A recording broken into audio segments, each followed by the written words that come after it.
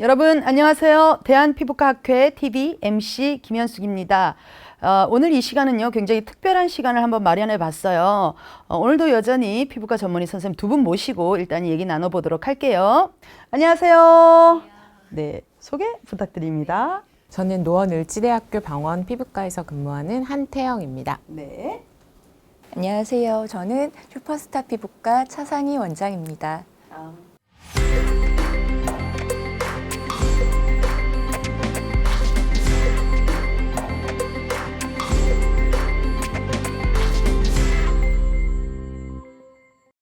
대한피부과학회에서는 피부 건강의 날을 제정해서 매년 대국민 피부 질환 인식 개선 캠페인을 벌이고 있습니다.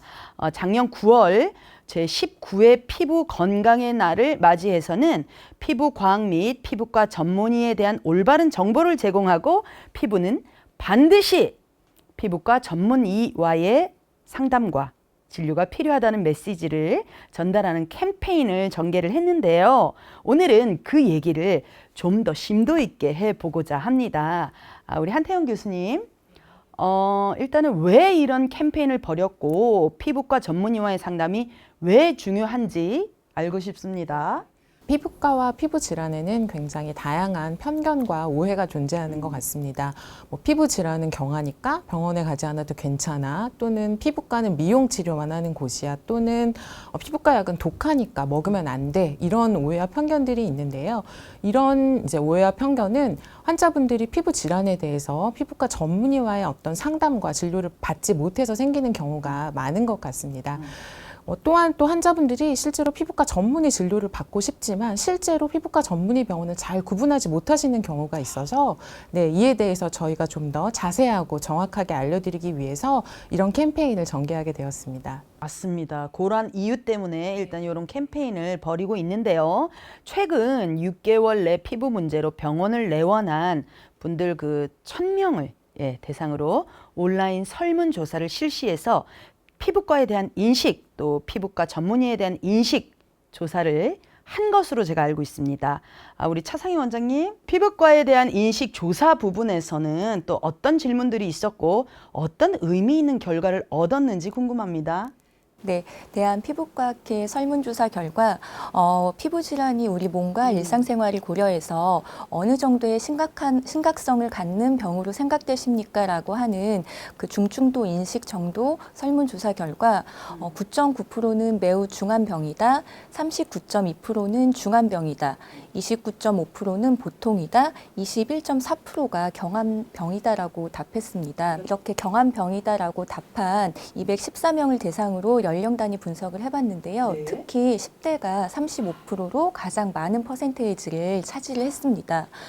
그리고 이제 저희가 피부 질환이 발생했을 때 어떻게 대처하는지 묻는 질문도 이제 드렸는데요.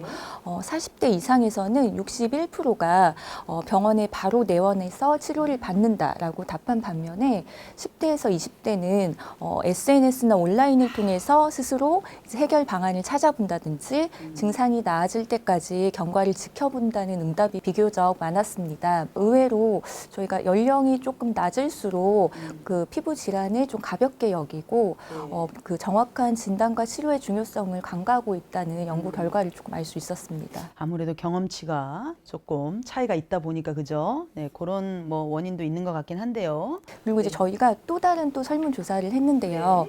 그러면은 피부 질환이 이렇게 생겼을 때 왜 바로 병원에 내원하지 않는지 이것도 한번 여쭤봤습니다.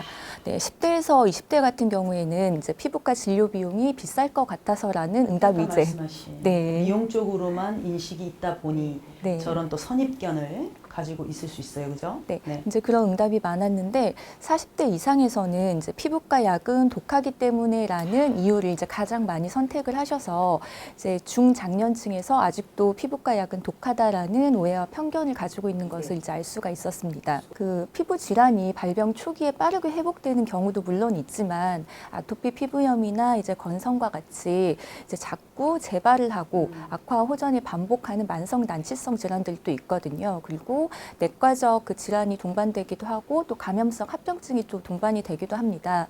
이제 따라서 저희가 계속 누누이 얘기를 하지만 이제 피부 질환이 발생을 하면 바로 피부과에 내원해서 이제 정확한 진단을 받고 올바른 치료를 받으시는 것이 우리가 현명한. 네, 가장 최선의 방법이다라고 이제 생각하시면 되겠습니다. 저는 요걸 하면서 1년 9개월가량을 하면서 두 가지 크게 머리에 박힌 것은 자외선 차단제를 잘 바르자. 그리고 무조건 어떤 질환이 의심될 때는 무조건 전문의와 먼저 상의를 통해서 진단을 받으시고 치료를 하시고 마지막까지 요 정도면 됐다. 본인이 판단하지 마시고 항상 전문의의 마지막 말씀에 따라서 행동하는 게 가장 최선의 방법이다를 누차 말씀드리고 있습니다. 한태용 교수님, 피부과 전문의에 대한 인식 조사는 또 궁금합니다. 어땠는지.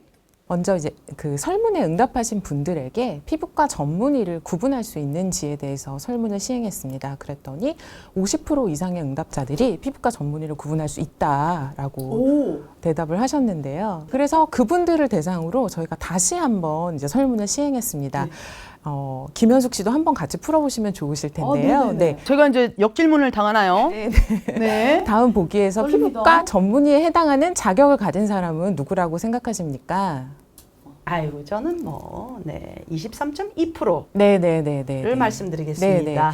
이분들이 피부과 전문의를 구분할 수 있다고 대답하신 분들을 대상으로 설문을 했는데 구분할 수 있다고 생각하시지만 피부과 전문의 자격을 정확히 알고 계시지 못한 것을 알 수 있었습니다. 제가 네. 선택한 답이 그거죠. 인턴과 네. 피부과 전공의 과정을 마치고 피부과 전문의 시험에 통과한 그렇죠. 사람 네, 이거거든요. 네, 네. 근데 대부분은 아마 저렇게 많이 알고 계세요. 42%가 답을 말해주고 있지 않습니까? 네, 결과를. 네, 의사 네. 국가시험 합격 후 전공의 과정을 거치고 보건복지부가 주관하는 전문의 시험에 통과한 사람은 통틀어서 말하는 거죠. 그래서 피부과 전문의가 되는 과정을 제가 다시 한번 좀 설명드리면 먼저 이제 의대에 들어가서 6년간의 의과대학, 의과대학 기간을 맞습니다. 거치고 졸업을 하면 의사가 되는 시험을 봅니다. 의사 국가고시를 봐서 의사 면허증을 받으면 의사가 되는데요. 이런 의사들을 일반 의사라고 하고요.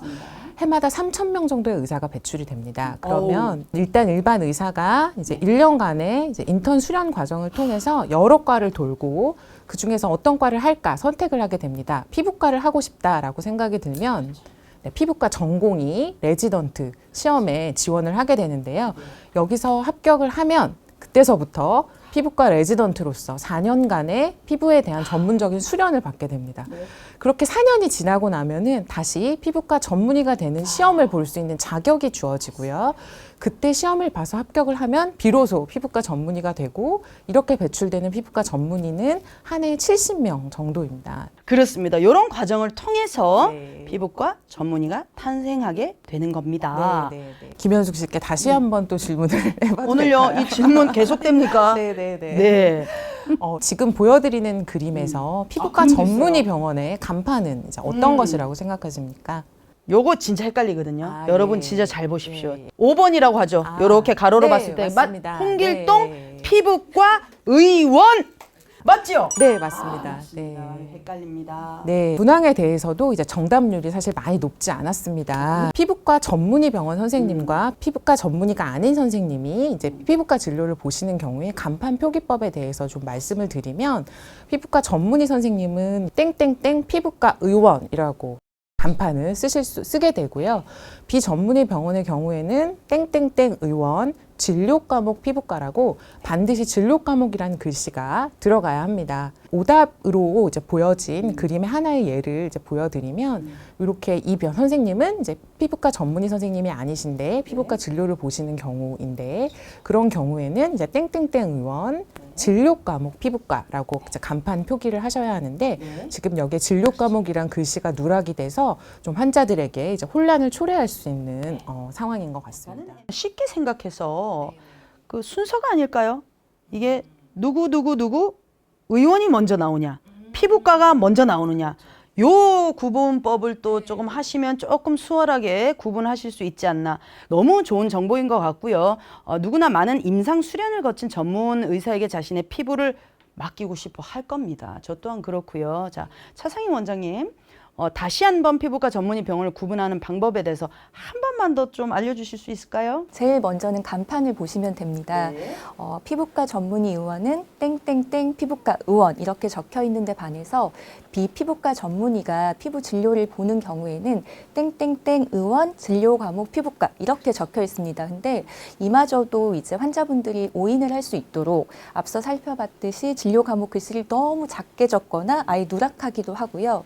또 의원 진료 과목 이런 그 글씨를 조명을 매우 어둡게 해서 저녁에 보면 마치 땡땡땡 피부과만 보이도록 유도하는 경우도 있기 때문에 이제 간판을 볼 때는 꼼꼼하고 자세하게 조금 체크를 하시는 것을 권해드리고요. 두 번째는 빨간색 피부과 전문의 마크를 확인하는 방법이 있습니다. 맞습니다.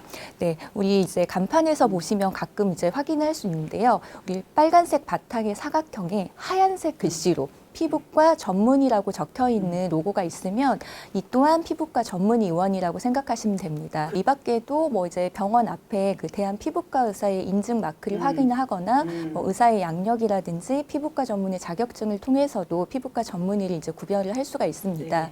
이제 그리고 수년 전부터는 이제 저희 대한 피부과 의사회에서 피부과 전문의 찾기 서비스를 통해서 이제 온라인으로 쉽게 이제 가까운 피부과 의원을 찾을 수 있는 서비스를 제공을 하고 있는데요.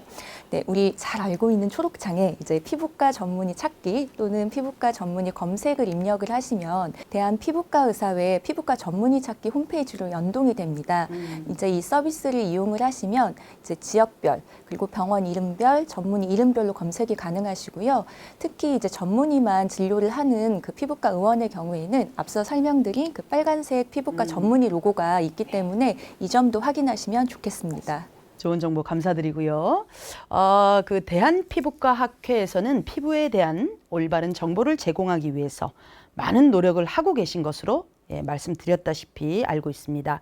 대표적으로 어떤 활동을 또 하고 있는지 말씀 좀 해주십시오. 네. 저희는 이제 2003년부터 매년 피부에 관한 흥미로운 주제를 매년 정해서 피부 건강의 날 행사를 통해서 이제 대국민 홍보 활동을 진행하고 있고요. 대한피부과학회 TV 채널을 통해서 김현숙 씨와 함께 피부 질환에 대한 정보를 아주 재미있고 유익하게 전달하려고 노력하고 있습니다. 맞습니다. 네. 좋은 정보 감사드리고요. 자, 이제 영상을 보시는 분들은 지금부터 잘 구분하셔가지고, 피부는 반드시 피부과 전문의와 상담을 통해서 보다 전문적인 치료를 잘 받으시길 바라겠습니다. 오늘도 참 좋은 말씀 감사드립니다. 네.